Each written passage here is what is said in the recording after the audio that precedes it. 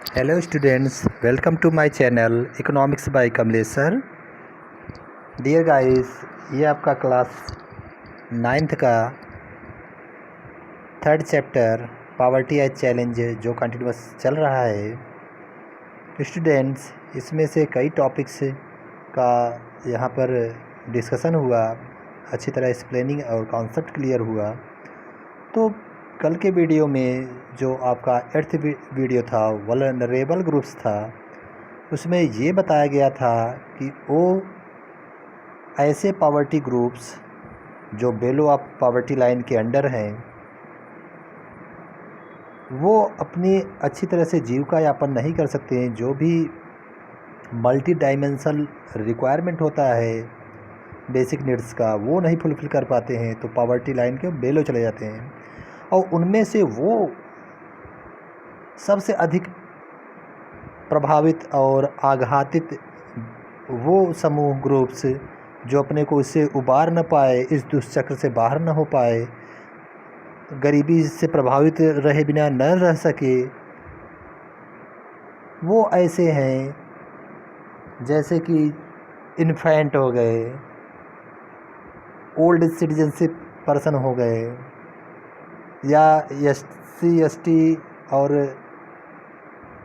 अन्य कैटेगरी के लोग हो गए, जैसे कि एग्रीकल्चर एरिया में लेबर फार्म लेबर के रूप में जो लैंडलेस लेबर इम्पोज किए जाते हैं, या अर्बन एरिया में जो कैजुअल लेबर होते हैं, ये सब ऐसे ग्रुप में वल्नरेबल ग्रुप्स में कंटेन हो जाते हैं कि जो अपने को गरीबी के दुष्चक्र से बाहर कभी निकल ही नहीं सकते।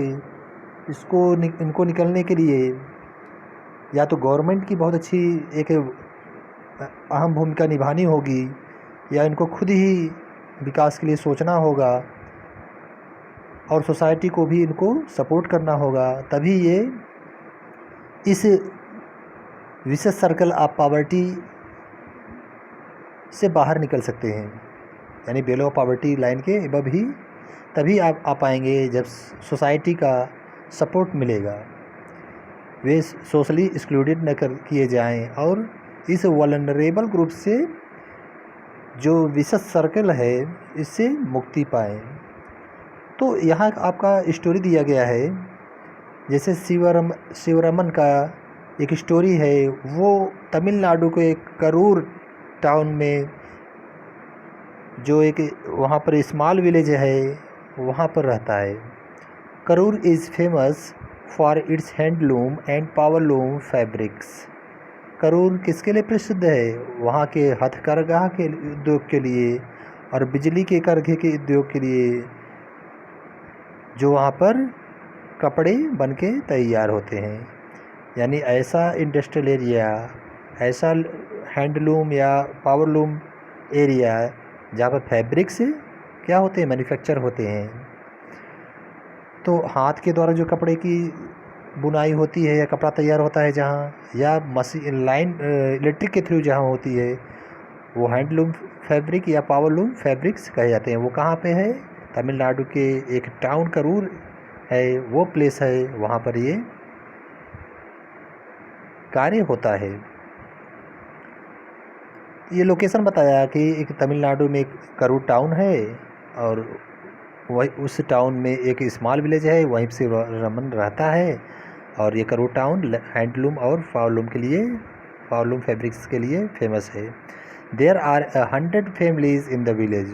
अच्छा, उस तमिलनाडु के करूर टाउन में ये छोटा सा गांव जहाँ से रमन रहता है, वहाँ पर 100 फैमिली के परिवार के व्यक्ति रहा करते हैं। Sivaraman and Ayunthathier cobbler by caste now works as an agricultural laborer for 160 rupees per day।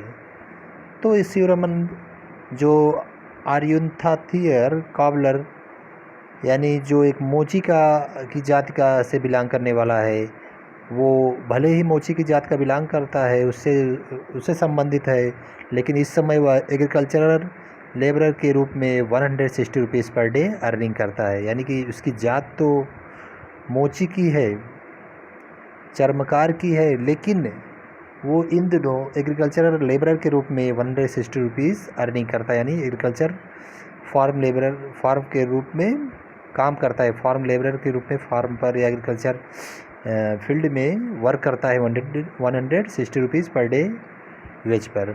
But that's only for 5 to 6 month in a year. लेकिन एग्रीकल्चरल लेबर के रूप में उनको यानी शिवरमन को सिर्फ 5 या 6 महीने का काम मिलता है पूरे साल में। भाई जो भी फार्मिंग का टाइमिंग होता है वो 5 या 6 मंथ होता ही है। Eight other times he doesn't odd job in the town.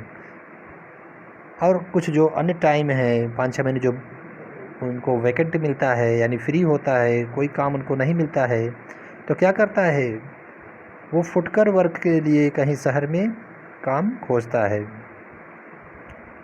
His wife Shashikala too works with him. उसकी वाइफ शशिकला भी उनके साथ फील्ड में काम किया करती हैं। But she can rarely find work these days. लेकिन जो औरत लोग हैं यानी कि जो वाइफ शशिकला है बहुत ही दुर्लभ ही फार्म लेबरर के रूप में काम पर प्राप्त कर सकती हैं। And even if she does she is paid 100 rupees per day for the same work that Sivaraman does. अगर मान लीजिए औरतों को काम यानी शशिकला को काम मिलता भी है फील्ड में काम करने का, तो उनको सिर्फ 100 रुपीज़ पर डे उसी काम को जो मेन करते हैं वही अगर वीमेन करती हैं तो 100 रुपीज़ पर डे उनको शशिकला को दी जाती है।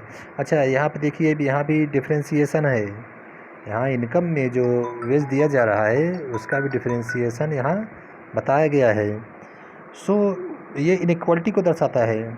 ऐसा नहीं करना चाहिए, इससे तो और पॉवर्टी वो इंक्रीज होती है। There are 8 members in the family. यहाँ शिवरमन के फैमिली में 8 मेंबर रहा करते हैं। Sivaraman 65 year old widow mothers is ill and need to be helped with her daily chores. Sivaraman की माँ जो 65 ईयर की विधवा माँ है वो बीमार भी हैं, लेकिन उनको भी डोमेस्टिक चोर्स पर यानी घरेलू कार्यों में उनको भी मदद करने की आवश्यकता होती है। यानी वो भी कुछ न कुछ काम में घरेलू काम में अपना हाथ बटाती रहती हैं भले ही बीमार हैं। He has a 25 year old unmarried sister and 4 children aged between 1 year to 16 year। Sivaraman के फैमिली मेंबर में शिवरमन स्वयं है, उसकी वाइफ शशिकला है, 4 उसके चिल्ड्रेन हैं जो 1 year to 16 year हैं, एक शिवरमन की अनमैरिड सिस्टर है। तो ये सब टोटली लेकर 8 मेंबर शिवरमन के फैमिली में रहते हैं। 3 of them are girls and youngest is a son. उनमें से 4 लड़कियां और एक नवजात बालक यानी एक छोटा यंगर सन है, ऐसा छोटा बच्चा है। 4 लड़कियां हैं बड़ी। None of the girls go to school. उनमें से गर्ल्स तो स्कूल जाती ही नहीं, भेजी ही नहीं जाती। Buying books and other things for school going girls is a luxury he can not afford. तो बुक खरीदते हुए, अन्य वस्तु खरीदते हुए स्कूल जाना गर्ल्स के लिए शिवरमन और उसकी वाइफ सोचती हैं शशिकला कि एक लग्जरियस लाइफ है जो वो बर्दाश्त नहीं कर सकती, वो सहन नहीं कर सकती इसके एक्सपेंडिचर को, पढ़ाई की खर्च को वो वहन करने के लिए उनका परिवार कैपेबल नहीं है, समर्थित नहीं है। इसलिए वो पढ़ाना वो लोग एक्सेप्ट नहीं करते हैं क्योंकि उतनी अर्निंग ही नहीं है। गरीबी से वो प्रताड़ित हैं, वल्नरेबल ग्रुप्स में बिलोंग करने वाले हैं। Also he has to get them married at some point of time, so he doesn't want to spend on their education now. वो सोचती हैं एक दिन इन लोगों को शादी करना ही है, ये चली ही जाएंगी दूसरे घर में, इसलिए इन पर पैसा व्यर्थ करना बेकार है। पैसा व्यर्थ करना वो लोग नहीं चाहते हैं। His mother has lost interest in life and is just waiting to die some day. उनकी माँ अपने जीवन से ऊब चुकी हैं और चाहती हैं कि जल्दी से जल्दी अब हम जीवन को त्याग दें, अपने को मृत्यु के लिए एक्सेप्ट करने के लिए। सोचती हैं कि अब मृत्यु ही हो जाए तो ठीक ही है। इस बीमारी भरी ज़िंदगी से, इस बोझिल ज़िंदगी में जीना बहुत दुश्वार हो गया है, इसलिए वो बीमारी से भी पीड़ित हैं और वो सोचती हैं कि इस बीमारी भरी ज़िंदगी से मुक्ति मिल जाना ठीक है। His sister and elder daughter take care of household. उसकी जो बहन है शिरोमन की और बड़ी लड़की जो है शिरोमन की, वो हाउस होल्ड को देखभाल करती है। Shiroman plans to send his son to school when he comes of age. Shiroman सोचता है कि जब मेरा लड़का 6 साल का एबव हो जाएगा, यानी 7th में जाएगा, तब मैं इसको स्कूल में एडमिशन करवाऊँगा। His unmarried sister doesn't get along with his wife. उसकी जो अनमैरिड सिस्टर बहन है शिरोमन की, वो अभी तक उसकी अपनी माँ के साथ काम पर नहीं जाती थी। Shashikala finds her a burden but Shiroman can't find a suitable grooms due to lack of money. Shashikala को उसकी पुत्री एक भार के रूप में लगती है। सोचती है कि अभी तक इसका शादी नहीं हुई, बड़ी हो गई, और उसका पिता शिरोमन है, वो उसके लिए सुटेबल ग्रूम अभी तक, यानी दुल्हा अभी तक इसलिए नहीं खोज पाया क्योंकि वो गरीब हैं और पैसा नहीं है दहेज देने के लिए, इसलिए वो उसको बर्डन के रूप में देखते हैं अपनी पुत्री को। ऑल दो the family has difficulty in the arranging 2 meals a day. अगर टोटली यद्यपि ये कह लें कि दिन भर के लिए पूरा अगर उन लोग अर्निंग करते हैं, तब भी 2 टाइम भोजन उन लोगों को नसीब होना दुश्वार हो जाता है। यानी 2 टाइम सुबह और शाम भोजन के लिए अरेंज करना ही बहुत बड़ी समस्या होती है उन लोगों को। Shiroman manage to buy milk once in a while but only for son. Shiroman सिर्फ मिल्क एक टाइम मिल्क ही मैनेज करना, प्रबंध करना ही उनके लिए बहुत बड़ी बात हो जाती है, और सिर्फ अपने बच्चे के लिए, छोटे नवजात जो उसका यंगर सन है, उसी के लिए वो विकास के लिए सोचता है। यानी लड़कियां इनको भार के रूप में दिखती हैं और उन पर न शिक्षा पर व्यय, न तो एजुकेशन पर एक्सपेंडिचर होना, न हेल्थ पर, न उनके स्वास्थ्य पर, और वो इतने गरीब हैं कि वो दहेज देने के लिए भी समर्थित नहीं है। इसलिए शिरोमन यहाँ पर दिखाया गया, जो यहाँ पर स्टोरी देख रहे हो, इसी से संबंधित है। कह रहा है I could not get enough money even in town में रहने के लिए वह इनफ मनी पर अर्निंग नहीं कर सकता। It will be difficult to spend my children to school with such a irregular income. कह रहा है कि यह नियमित इनकम जो मुझे नहीं मिल रहा है, सिर्फ 6 महीने खेती कहीं मिलती है एग्रीकल्चर मौसम में, और बाकी मौसम मुझे अन्य टाउन में जॉब के लिए खोजना होता है।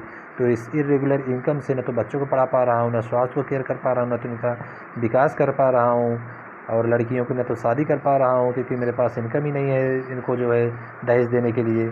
तो कैसे मैं शहर में, यहाँ टाउन में, कैसे ही इस कस्बा में रह पाऊँगा, ये थिंकिंग करता है। यहाँ देखिए कि बुढ़ी माँ बीमार हैं, फिर भी अपना एक बैठ कर घरेलू कार्य में काम करती हैं। बच्चे लोग भी खेल रहे हैं, छोटे बच्चे, लेकिन बड़ी बहन जो है, जो बड़ी हो गई है और शादी करने की टाइम भी आ गया है, तो ये बर्डन के रूप में इसको देखते हैं। घरेलू काम में इसको कहते हैं काम करिए, और लड़कियों को पढ़ाना नहीं चाहते हैं शिरोमन और उसकी पत्नी शकुंतला, लेकिन लड़के को चाहते हैं कि लड़का यहीं घर पर रहेगा, इसको पढ़ाना है और इसी को ही विकास करना है।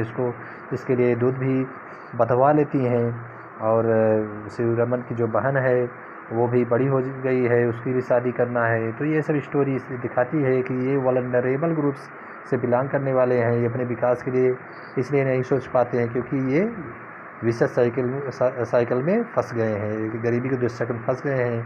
इससे निकलने के लिए इनको तो सोशली एक्सक्लूडेड कर दिया गया, और इस ग्रुप से निकलने के लिए या तो सोसाइटी इनको सपोर्ट करे या गवर्नमेंट करे, तभी ये इस दुष्चक्र से बाहर निकल सकते हैं।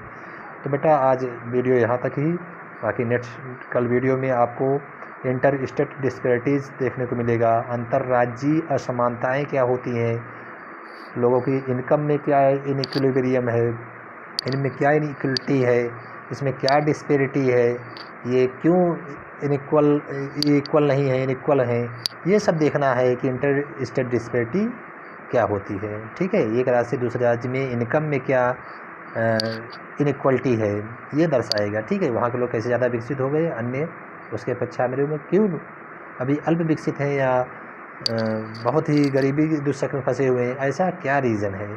इसका जो भी कॉन्सेप्ट हुआ इसको कल समझेंगे। Thank you for watching my video. Bye.